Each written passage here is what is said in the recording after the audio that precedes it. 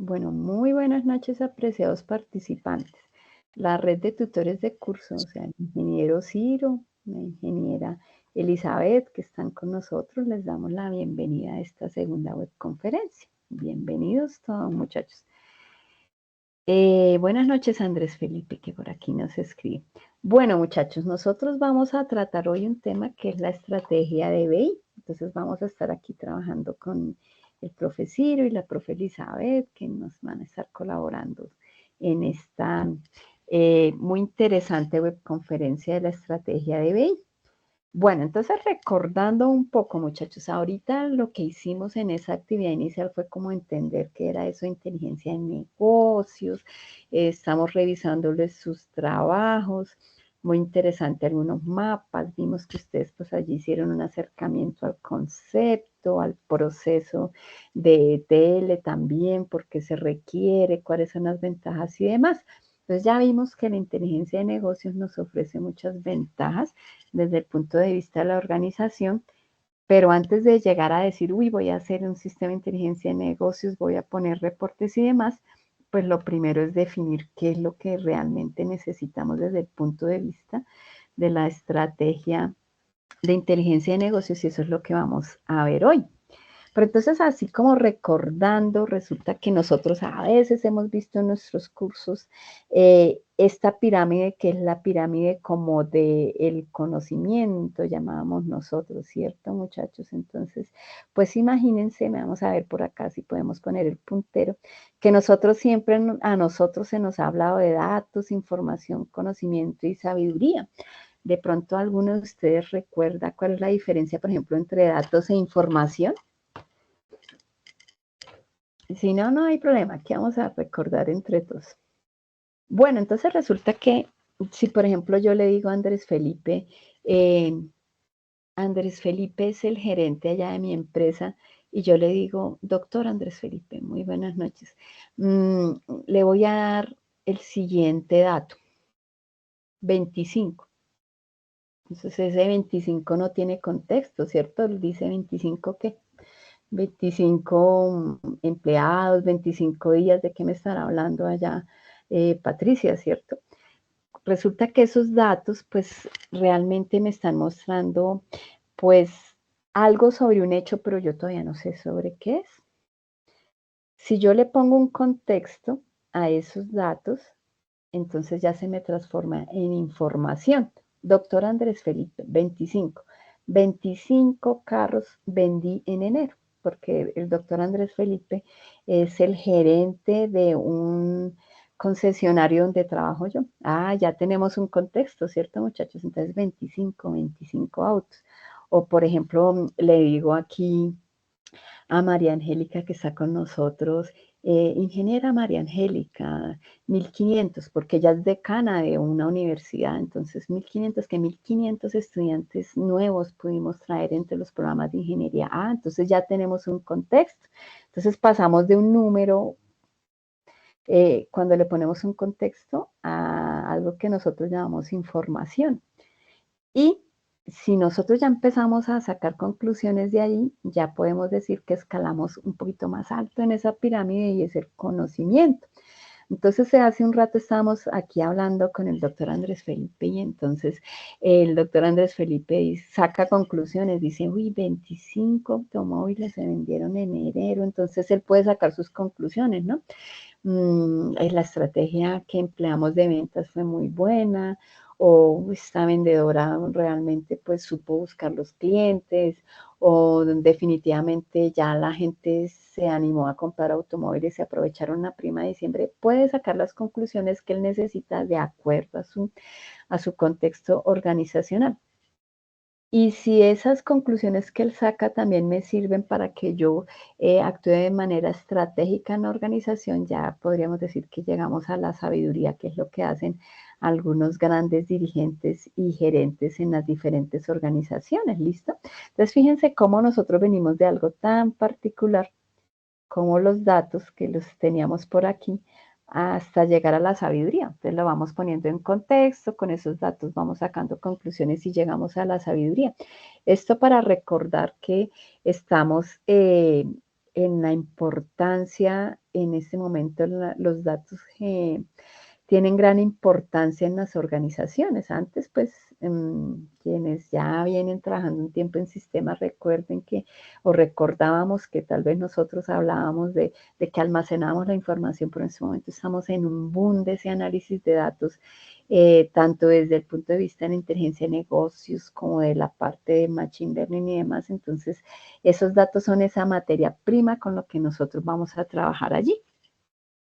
Resulta que esos datos nos permiten a nosotros tomar decisiones basadas en datos que ya lo habíamos mencionado en la primera web, ¿cierto?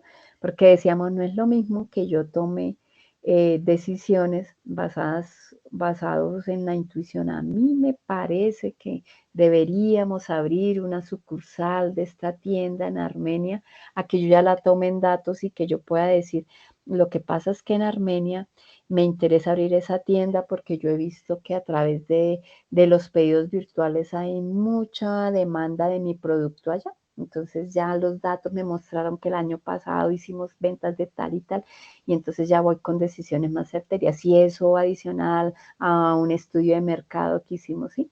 Entonces eso pues nos sucede, que los datos nos apoyan allí en esta toma de decisiones para que nosotros vamos como de una manera más certera, ¿no? Entonces ya lo veníamos trabajando desde la web anterior. Entonces fíjense cómo llegamos al contexto de la inteligencia de negocios ahora vista desde el punto de vista de los datos como esa materia prima donde nosotros estamos allí y demás. Y que decíamos, si ustedes muy juiciosamente lo evidenciaron en sus mapas mentales, que la inteligencia de negocios es muchas cosas. Tenemos software de inteligencia de negocios y entonces nosotros decíamos, uy, puedo usar Power BI, Tableau, etcétera, otros diferentes software que me permiten generar reportes, pero también hablábamos de cosas como, puedo centralizar los datos mediante el proceso ETL y puedo pensar en diferentes herramientas, en metodologías y demás. Y todo esto para que la información que yo tenga en la organización la pueda acceder, la pueda transformar, la pueda crear y administrar, que decíamos que para que se tome decisiones aquí en este señor, que es un señor que pertenece a la alta gerencia. ¿Listo? Entonces, recordábamos ese concepto de inteligencia de negocios que aquí está representado como una sombrillita. Entonces es como una sombrilla, nos dice Luis Joyanes, como un término que abarca muchas cosas. Esa es la inteligencia de negocios, pero esa materia prima allí para nosotros es esos datos que necesitamos que se transformen en información, conocimiento y ojalá en sabiduría para la organización. Esa inteligencia de negocios, entonces, como les decía, está tomando los datos sin procesar y nos ayuda a transformarlo en información significativa y útil, porque nosotros podemos tener datos de muchas cosas. Ponía el ejemplo, un ejemplo que todos comprendemos, que es el ejemplo de la gestión académica. Yo puedo tener datos, por ejemplo, de cuántos estudiantes matricularon, cuántos siguen, cuántos repiten y demás, pero la idea es que esos datos o esas cifras que yo tengo allí, 1500, 3000, etcétera, yo los pueda ayudar a transformar de tal manera que sea una información significativa para quien los vea y que pueda utilizarla ya para apoyarse en decisiones, en estrategias y demás cosas que él quiera tomar allí. ¿Listo? Y allí entonces cuando estábamos hablando de que vamos a integrar información y todo, vemos como dos perspectivas que son las que vemos aquí nosotros acá. Entonces, una es la parte de la inteligencia, del business intelligence, como tal, que es donde nosotros estamos centrados acá, y otra es la parte del machine learning y demás cosas que quienes toman la electiva, por ejemplo, de toda la línea de datos en sistemas, la van a ver. ¿Qué pasa? Que nosotros estamos aquí desde el punto de vista de la inteligencia de negocios, viendo cómo se comportó nuestra organización en el pasado y en el cómo se sigue comportando el pasado y presente. Entonces hablábamos allá del concesionario, cómo estuvo de ventas de automóviles en el año 2024, cómo me fue hace un año en febrero y puedo hacer el comparativo, cómo me ha ido hasta el momento en lo que transcurrió ya el 2025, enero, febrero, cómo vamos en ventas. Entonces estamos analizando el pasado y el presente. Este es otro proceso que se abarcan en otros cursos, en el que el profe Ciro, por ejemplo, que nos acompaña aquí, le gusta trabajar mucho y son procesos de aprendizaje automático o de machine learning, donde uno toma esos datos y casi que le ayuda a hacer predicciones. Entonces, de acuerdo a cómo se comportó en el 2024, ¿cómo será nuestra organización en el 2025? ¿Será que, por ejemplo, la matrícula que nosotros manejamos en el 2024 será la misma cantidad en cuanto a estudiantes nuevos y estudiantes antiguos del 2025? Pues de pronto tratamos de hacer una predicción. Y aquí es donde entra el Machine Learning, que es como la diferencia, ¿no? Porque podemos trabajar los datos, integrarlos, limpiarlos y todo, pero podemos hacer un análisis hacia atrás, hacia cómo nos ha ido y hacia el presente o hacia futuro. Y aquí, pues en todo ese contexto, repasando cositas de la inteligencia de negocios y de la importancia de datos, llegamos a algo que es la estrategia de inteligencia de negocios. Porque la idea es que si nosotros pues vamos a proponer un sistema de inteligencia de negocios, porque pues vemos que requerimos integrar datos y que se puedan apoyar para la toma de decisiones, tenemos que ser estratégicos, como nos dice la estrategia de inteligencia de negocios. Es decir, saber por qué lo vamos a hacer, para qué, cuáles son las necesidades del usuario y demás. Y a veces nosotros pues olvidamos eso fácilmente porque vemos la etapa de requerimientos o de requisitos así como, bueno, sí, como de afán, pero pues ahí está la esencia de todos. La estrategia de inteligencia de negocios, así como nosotros hemos visto en diferentes procesos de software, este también es un proceso de software, sino que va muy orientado a datos, pues tiene toda una etapa de análisis y requerimientos, como lo vemos acá en la primera partecita. También requiere una parte de diseño y modelización.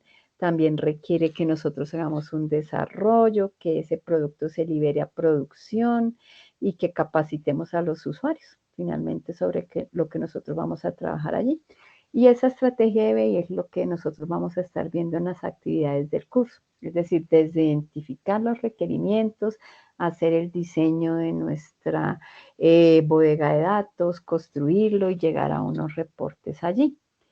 Esa estrategia de BI, pues nosotros lo vemos aquí, de acuerdo a una metodología de un señor que se llamaba Ralph Kimball, que ya hace muy buen tiempo propuso la metodología, pero entonces él decía, bueno, desde el punto de vista de la inteligencia de negocios, cuando nosotros vamos a hacer algo de inteligencia de negocios, tenemos que seguir esta metodología. Primero tenemos que planificar el proyecto, pensar que allí vamos a necesitar unos recursos, cuántas personas requerimos, cuánto tiempo y demás cosas que pues uno ve cuando planifica proyectos.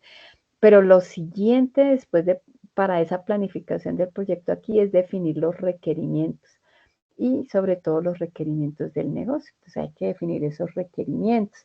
Después de eso, si llegamos a, digamos, ya lo bajamos un poquito más a nivel técnico y miramos como arquitectura técnica, productos y soluciones que se me ofrecen allí. Por ejemplo, voy a integrar datos, nosotros los llamamos de diferentes fuentes. Las fuentes son los sistemas donde están los datos. Entonces tengo una base de datos en Oracle, otra en MySQL, por allí tengo algo no relacional, ¿cómo voy a integrar eso? ¿Qué software como tal me dará la facilidad de integrar esto sin que pues tenga yo como ese analista de datos y ese ingeniero de datos pues sufrir tanto o ese analista de BI? Después de eso, pues ya viene toda la parte de ya identificando claro qué es lo que se requiere, hacer el modelado dimensional, que es nuestra bodega de datos, y ir construyendo esto como tal, mirar cómo hago para extraer los datos, transformarlos y cargarlos allí en esa bodega de datos, que es el proceso ETL, luego implementarlos, y pues aquí cómo hago aplicaciones específicas, reportes y demás. Entonces, pues esto se enmarca dentro de esta metodología y entonces por eso lo importante y lo primero son los requerimientos. Antes de iniciar el proyecto de BI, de que hablemos de requerimientos, Entonces es importante tener en cuenta que antes de iniciar cualquier proyecto de software, pero concretamente en el proyecto de inteligencia de negocios, que es el que nosotros vamos a trabajar, pues nosotros necesitamos identificar los procesos, las necesidades que tienen nuestros usuarios, que realmente sean las verdaderas necesidades en los departamentos, porque a veces el usuario nos cuenta una cosa y nos cuenta la mitad de la historia porque la necesidad era otra. ¿Qué necesidad de negocio se busca resolver allí? Porque acuérdese que aquí le vamos a ayudar a los gerentes, entonces ellos ya están pensando como tal en toda la organización y qué métricas usaría allí. Entonces, como para tener claridad de eso, lo que vamos a hacer es usar toda la parte de requerimientos de software y entonces en esta parte el profe Ciro nos va a colaborar contándonos y repasándonos porque de pronto nosotros ya hemos visto allí toda la parte de requerimientos de software y se nos olvidó. Entonces el profe Ciro dijo, pues vamos a colocar a estos muchachos aquí a que recuerden cómo es la parte de requerimientos de software y entonces, profe Ciro, lo escuchamos. Bueno, muy buenas noches para todos. Mucho gusto, mi nombre es Ciro Paramillo. Los estaré acompañando este periodo con herramientas ETL. Perdón, ingeniera, ¿me permites compartir Ah, para sí, estar? permíteme.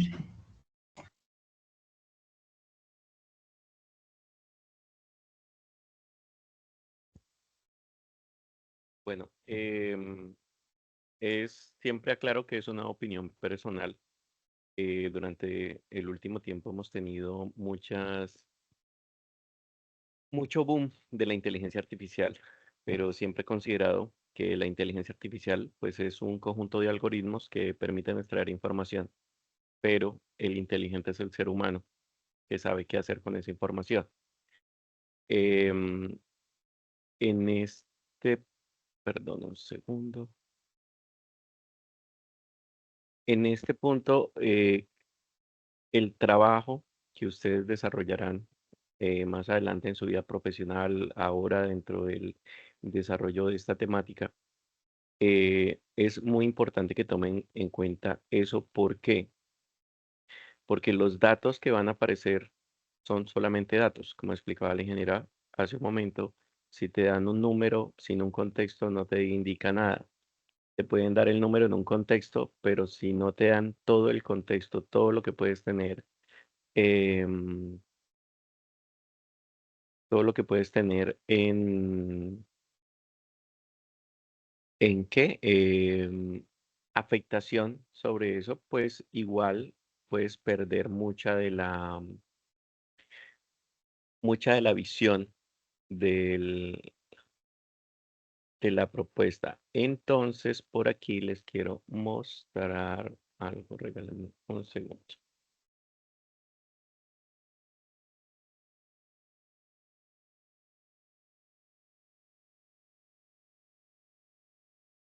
Compartimos por acá pantalla.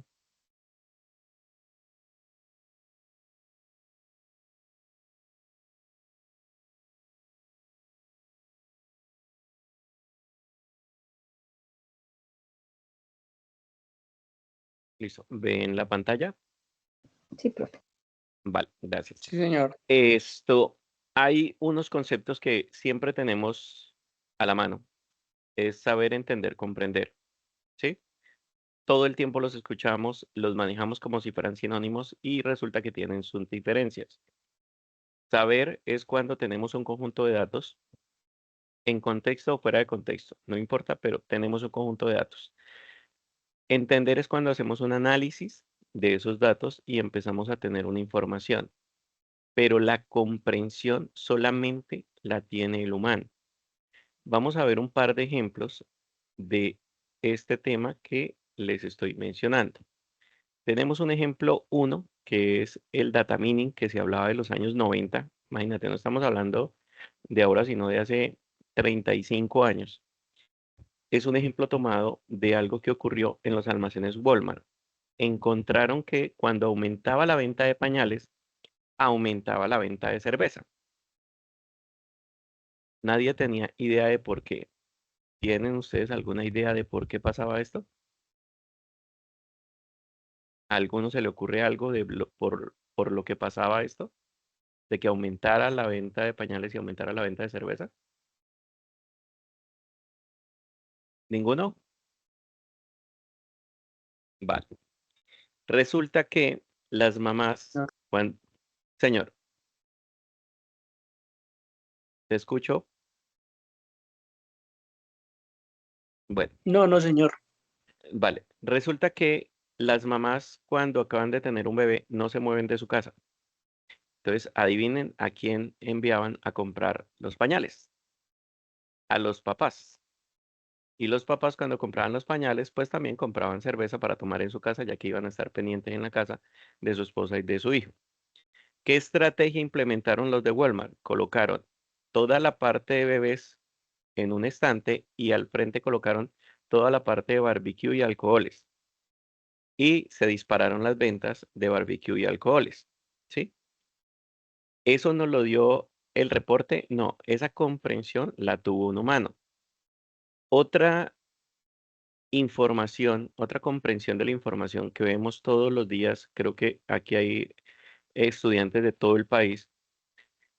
Cuando hacemos una georreferenciación del delito, identificando dónde están los puntos de criminalidad, hay una característica muy particular y es que donde están los focos de venta de drogas, no hay criminalidad. Es decir, justo sobre ese barrio o sobre esa zona donde están vendiendo drogas, a su alrededor es una zona de seguridad porque no pueden robar, no pueden cometer crímenes ahí cerca porque los mismos que venden drogas no lo permiten. Entonces, cuando se ven ese tipo de escenarios, a veces los datos nos dirían que es la zona más peligrosa y resulta que puede llegar a ser la zona más segura, ¿vale?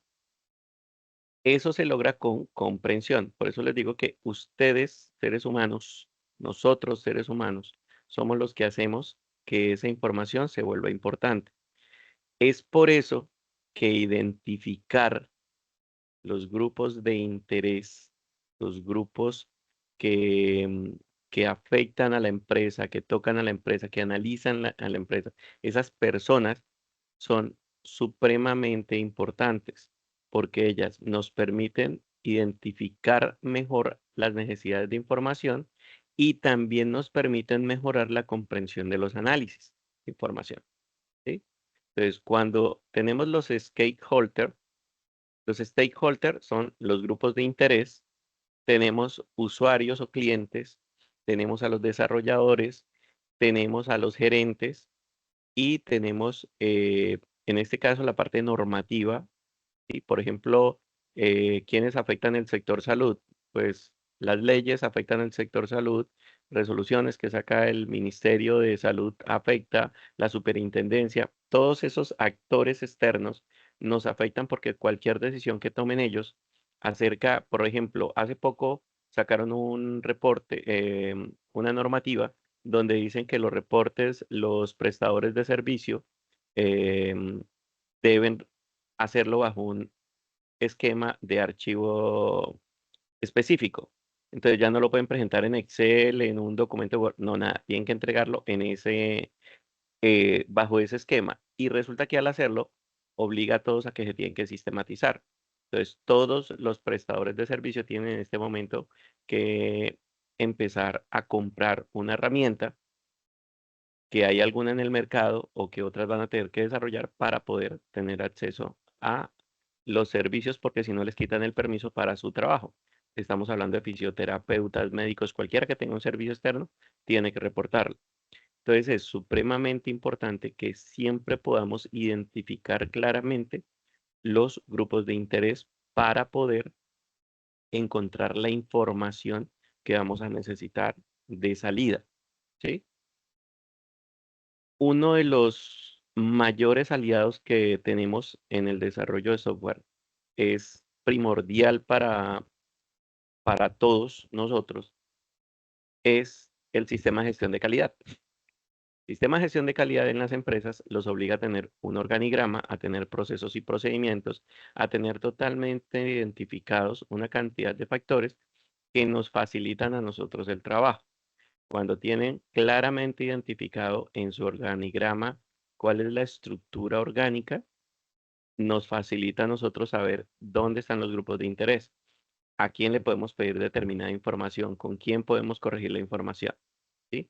Y es con ellos, nosotros no podemos hacer reingeniería, o sea, nosotros solo vamos a llegar a plasmar esa realidad a un sistema tecnológico. Entonces, cuando llegamos a una empresa a hacer un desarrollo, debemos tomar en cuenta que el cambio se hace es a través de la oficina de calidad si nosotros llegáramos a encontrar algo que no nos cuadre mucho. Eh, el ejemplo de la que se hace de la cebolla, de que tenemos que ir quitando capa por capa, es una de las cosas más interesantes que tiene la ingeniería o el desarrollo. Y es que vamos a tener que ser expertos en esa empresa o sobre esa temática. Si nosotros empezamos a hacer un desarrollo para un hospital, les aseguro que nos vamos a volver expertos en el manejo de ese hospital. Si lo vamos a hacer en un supermercado, nos vamos a volver expertos en el desarrollo de esa actividad, porque a nosotros nos toca ir hasta el último dato, o sea, tenemos que encontrar el último dato y que toda la información se consolide. Entonces, nos toca empezar a deshojar esa cebollita que es esa empresa y quitarle capa por capa hasta que encontremos la totalidad de la información perdón, la totalidad de datos que necesitamos para retornar información. Tenemos diferentes metodologías, diferentes mecanismos, diferentes herramientas para capturar requerimientos. Uno de ellos es la lluvia de ideas. Reunimos a un grupo de personas y empezamos a tomar lo que ellos nos indiquen de la empresa y empezamos a estructurar eh, el proceso, procedimiento o los datos que vamos a requerir. Normalmente puede pasar que, por ejemplo, en un reporte, ellos quieran determinada información. Por ejemplo, hablemos de que quieren sacar el reporte de vencimiento de los productos en un almacén, ¿sí? Hablemos de un almacén de abastecimiento, algo que tenga comidas y que tiene una fecha de vencimiento y que deben ese producto sacarlo antes de que se venza.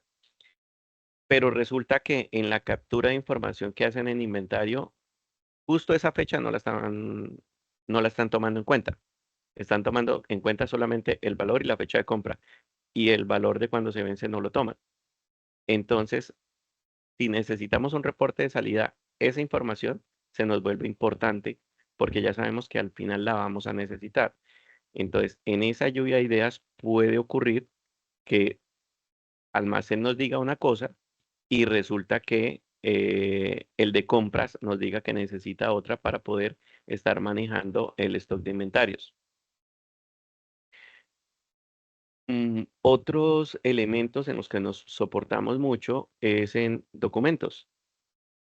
¿Cuáles son los documentos que se crean al interior de la empresa o que nos llegan a la empresa, que se crean en la empresa? Los reportes que en este momento se sacan. em, Podemos inclusive tomar el ejemplo de alguna otra empresa o del sector, qué documentos están manejando. En el caso de las entidades públicas, qué nos está pidiendo la Contraloría, qué nos está pidiendo Procuraduría para entregar reportes de nuestros indicadores como empresa, ¿sí? Y cuáles necesitamos. Por ejemplo, la UNAD está certificada en alta calidad. Para estar certificada en alta calidad tuvo que haber cumplido una gran cantidad de procesos que le exigía el Ministerio de Educación. Entonces, esos documentos que se emiten desde el Ministerio de Educación, donde dice ustedes deben cumplir estas condiciones, todos los documentos que se generan al interior de la entidad para poder cumplir esos requerimientos, los tenemos acceso a ellos. Estatutos orgánicos, estadísticas de matrícula, estadísticas del comportamiento académico de los estudiantes, cuántos egresados tenemos, qué están haciendo los egresados que han salido de la UNAD, dónde están en este momento. Todo ese tipo de información, todo ese tipo de datos se nos convierte en información, capturarlo en nuestra... Acá, perdón que no alcanzo a ver.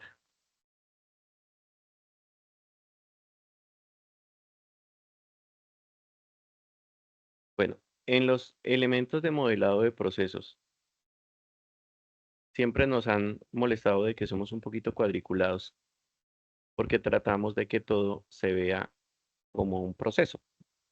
Para un ingeniero de sistemas o para alguien que está en el desarrollo de software, nosotros debemos entender el comportamiento de, de un objeto. Para nosotros, un proceso debe tener unas características específicas o es un documento, puede que estemos reevaluando, haciendo reprocesos. Entonces, para nosotros es importantísimo siempre tener nuestro gráfico de procesos de cuál es el modelado, cómo se están comportando, cuáles son los puntos de intersección, si hay retroalimentación en todo momento. ¿Sí? Entonces, por ejemplo, tenemos un estudiante que se matricula, entonces ya ingresa y resulta que tenemos el proceso de matrícula y el proceso de matrícula nos genera algunas cositas adicionales. Significa que la persona se le va a generar un recibo, tiene que hacer una inscripción y tiene que pagarla, tiene que hacer un registro de cursos, con ese registro de cursos le va a sacar una factura, con esa factura tiene que ir a pagar al banco, al pagar en el banco ese recibo se tiene que reportar, se genera un acta de matrícula, ingresa y queda habilitado en sistema, pero al quedar habilitado en sistema tienen que empezar a realizar todas las actividades del curso, tiene que subir evidencias, tiene que ingresar, tiene que participar en foros. O sea, cada proceso va generando un registro que al final nos sirve para identificar si el estudiante tuvo un buen comportamiento, si el estudiante sí leyó el material que se le presentó o simplemente utilizó ChatGPT para hacerlo. O sea, todas esas características en el proceso para nosotros son importantes, pero necesitamos identificarlo. Esta identificación de procesos tenemos diferentes metodologías para realizarlo. La idea es que que seamos muy metódicos en la elaboración en el análisis de esos requerimientos y en la elaboración de los documentos que se generan a partir de ello. Otra de las opciones que tenemos es las entrevistas y cuestionarios. Nos puede ocurrir mucho que las personas hacen las cosas metódicamente, llevan 20 años haciendo algo, lo hacen de manera repetitiva, lo hacen porque siempre lo han hecho así, y resulta que cuando vamos a ver la realidad del proceso en sistema de gestión de calidad que se los mencioné hace un momento, resulta que ellos están haciendo algo en contra del procedimiento, pero está funcionando.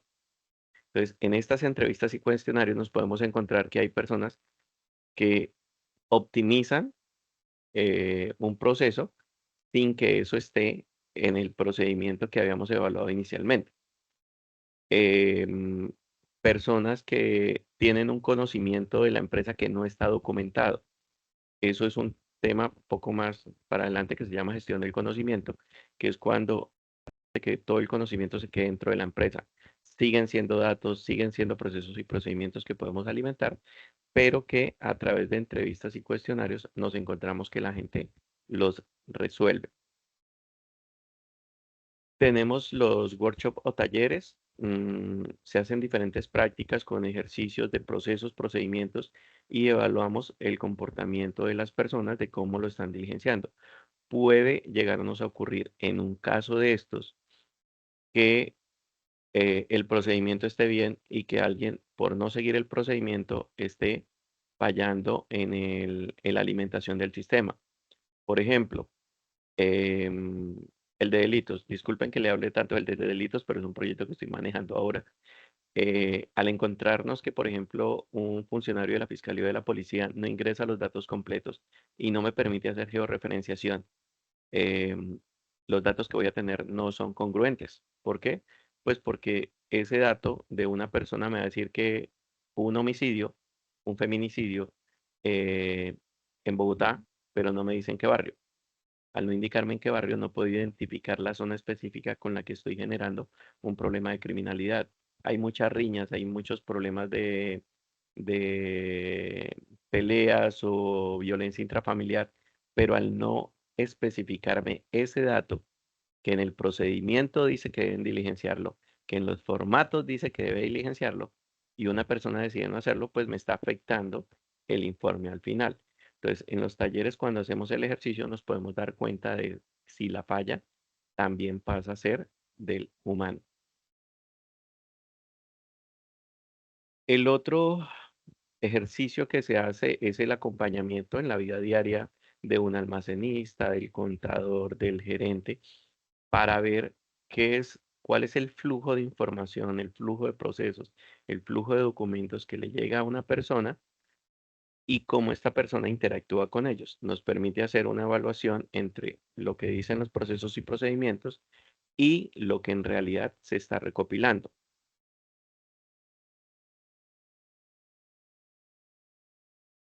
Hay muchas técnicas que podemos utilizar. Algunas son un poco más complejas, otras son más sencillas, pero, y aquí tengo una crítica chiquita, los mapas mentales son palabras, ideas que me van llevando para hacer un concepto de un proceso o de un requerimiento. En algunos de los trabajos vi que se colocaban textos tipo presentación y un mapa mental es mucho más resumido, es la forma como vamos procesando una idea. Ejemplo, em, tengo hambre, son las 8 de la noche. Tengo plata, em, quiero comida rápida, hay domiciliarios, queda cerca. Sí, o sea, son conceptos, son cosas mucho más resumidas que ponerme a explicar lo que es una hamburguesa, lo que es un servicio de domiciliario y todo lo demás, que fue lo que algunos colocaron textos muy grandes sobre eso. Y la idea del mapa mental es que sea algo mucho más rápido. Mapas conceptuales va más o menos similar. Tenemos que manejar los conceptos. Grabación de video y audio. Pues ahora afortunadamente tenemos una herramienta de inteligencia artificial que nos ahorran mucho tiempo porque cuando grabamos las entrevistas, cuando hacemos el acompañamiento y grabamos en video todo ese acompañamiento, pues después nos toca hacer análisis de eso que grabamos y con herramientas de inteligencia artificial podemos resumir esos datos. Mm, el diagrama de causa de causa-efecto de espina de pescado es un poquito más complejo. Nos toca identificar causas, efectos y un poco los actores para saber qué es lo que está pasando. Eh, pero es una herramienta que nos toca trabajar poco a poco. Actualmente tenemos múltiples fuentes de información o de datos y el problema pues es que nos toca analizar todas las fuentes de datos. Entonces, por ejemplo, cuando ustedes se van a pensionar, que ustedes están jóvenes, no están pasando por eso, pero en mi caso ya espero cerquita. Y resulta que la información que maneja Colpensiones está en múltiples bases de datos. Ellos tienen bases de datos desde el año 90 y resulta que esas bases de datos todavía las tienen por allá guardadas y no se parecen en nada al sistema que están manejando actualmente. En ese tiempo manejaban llaves diferentes. La llave actual es el número de cédula, la llave de ese momento era el número de registro. Entonces tienen como 5 identificadores para una sola persona. Adicionalmente a eso, a veces la información no está en la base de datos, la información está en un documento. A veces no la teniendo un documento, está por allá en una hoja, inclusive he visto hojas de 4 Pro, que era un sistema que se manejaba en el 92 más o menos, donde donde nos tocaría a nosotros empezar a tomar todos esos datos, analizar toda esa información para poder revisarla hoy. Otra de las cosas que puede ocurrir es que los datos de terceros también afectan. Hay una entidad muy interesante en Colombia que se llama la UGPP, que es la Unidad de Gestión de Aportes para Fiscales, y es la entidad que precisamente tiene que revisar toda esa documentación que acabamos de hablar. Es una unidad de la DIAN que revisa si una persona ha pagado los aportes. Entonces ellos revisan si en el reporte de la DIAN usted dijo que se ganó 100 millones, pero acá en los documentos o en la información que se le entregó de Colpensiones dice que usted no pagó aportes de ley, le van a decir, estos 100 millones tenía que pagar aportes de ley, no pagó, entonces tenga una multa y pague lo que debe. Que por allá por venir reportó en documentos algo similar, entonces también van y le cobran, ¿sí? O sea, empiezan a cruzar información y ahora con pues con la política que tenemos de datos, de gobierno de datos, de que todo tiene que estar publicado, de que todo tiene que estar en la nube, de que todo tiene que estar cargado digital, factura digital y todo lo demás, obliga a las entidades, a las empresas a que tienen que estar entregando información. Eh, las empresas entregan una información a la DIAN, por ejemplo, que se llama información exógena, donde dice cuánto le pagaron a una persona o cuánto le facturaron a una persona. Entonces, a veces uno dice, no, eso no está reportado y resulta que uno va a revisar y le aparece, usted hizo tantas transacciones electrónicas, a usted le pagaron tanta plata de tal empresa, esta persona le pagó a usted tanto, esta persona a la que usted le paga riendo lo reportó, ¿sí? O donde uno paga riendo, uno reporta de que uno pagó arriendo. Entonces se empieza a generar todos esos volúmenes de información, de datos y que al final tiene que consolidarse. Afortunadamente este curso se llama Herramientas ETL, que precisamente estamos enfocados en eso para poder consolidar información que nos sirva. Ya aquí sí dejo a la ingeniera María que Ah, esta sí. parte ya. Bueno, aquí, muchachos, lo que queríamos sacarles de contar es que en el mapeo de datos, entonces lo que nosotros hacemos es establecer como relaciones entre un mismo tipo de dato que puede estar en dos sistemas. Entonces, por ejemplo, aquí en la grafiquita vemos un Excel en el lado izquierdo, donde vemos una columna que se llama name, que es la del uso, probablemente la del cliente. Y al lado derecho vemos otra fuente de datos y allí dice Customer Name, pero seguramente también almacena el nombre de ese usuario. Entonces, en ese sentido, allí lo que nosotros hacemos es mirar, estas dos columnas se parecen, y entonces desde allí lo que hacemos es como establecer esa correspondencia, por eso las flechitas. Esto para que nosotros tengamos en cuenta que ese mapeo de datos existe y cuando estemos haciendo sobre todo procesos, por ejemplo, con Power BI, vamos a ver que vamos a retomar este concepto. ¿Listo, muchachos? Bueno, vamos a mirar cositas de la actividad y luego les orientamos en sus preguntas. Bueno, entonces primera...